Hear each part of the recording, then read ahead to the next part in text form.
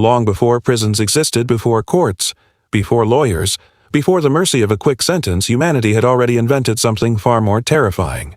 It invented pain as performance. Punishment was not just consequence, it was spectacle. Rome, magnificent, brutal, eternal.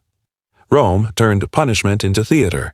Criminals, prisoners of war, criminals thrown to lions, burned alive, drowned in staged mock naval battles. But even Rome bowed to the sheer cruelty of the Brazen Bull, a Greek invention by Perillus of Athens. A hollow, bronze bull, cast to perfection. The condemned was locked inside. A fire was lit beneath it, and through a system of tubes, the screaming was converted into the sound of a bull's roar. The Emperor Phalaris, who commissioned it, loved it so much he tested it on its own creator first. Different point worth noting.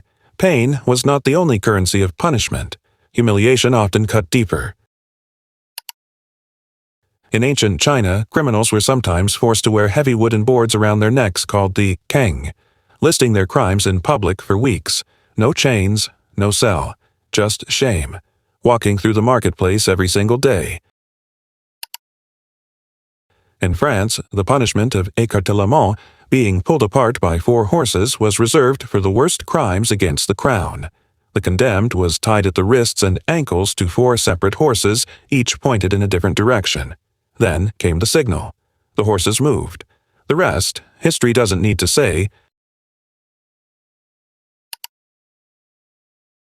The rat torture used across various medieval European states placed the condemned on their back with a metal bucket strapped to their stomach. Live rats were placed inside the bucket. Then the bucket was heated from outside. With nowhere to escape, the rats did what terrified animals do. They dug forward. This punishment appears in the Spanish Inquisition records and was allegedly used by certain Asian dynasties. The psychological horror preceded the physical by hours. Tarring and feathering American colonial cruelty. Often portrayed as almost comic, even cartoonish in popular culture, tarring and feathering was in reality a horrific punishment favored by American colonial mobs and later revolutionary groups. Boiling pine tar was poured over the naked body of the victim, causing severe burns, tearing skin upon removal, and in many cases causing permanent scarring and nerve damage. Feathers were then poured over the tar while it was still hot. The victim was paraded through town. Then they were told to walk home. A gravity punishment. Used extensively during the Spanish Inquisition and recorded in Roman military punishment, the Spanish donkey or wooden horse was a triangular wooden wedge like an inverted V mounted on a post. The condemned was made to straddle it, full body weight applied to the sharp ridge between the legs with hands tied behind their back. Weights were then attached to the feet to increase downward pressure. The condemned could not fall forward, backward, or sideways. They could only sit with gravity as the executioner. Interrogators found that confessions came quickly, thoroughly, and in extraordinary detail. Sawing, the Persian and Ottoman method. Recorded in Persian and Ottoman sources, the punishment of sawing involved suspending the condemned upside-down feet tied above, head hanging below, and using a large 2-handled saw to cut through the body starting from the groin downward. The inversion was deliberate. With the head below the heart, blood rushed to the brain, keeping the condemned conscious far longer than would otherwise be possible.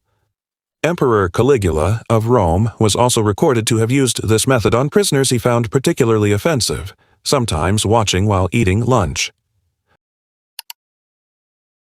The coffin, torture, hanging in iron.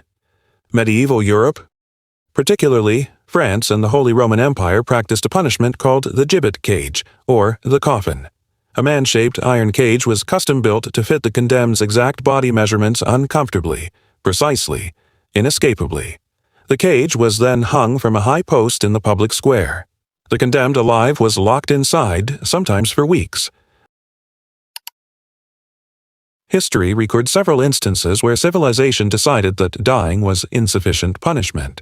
In 1661, the body of Oliver Cromwell, who had been dead and buried for 2 years, was exhumed on orders of King Charles II, subjected to a symbolic trial, found guilty of treason, hanged in chains for a day, and then beheaded.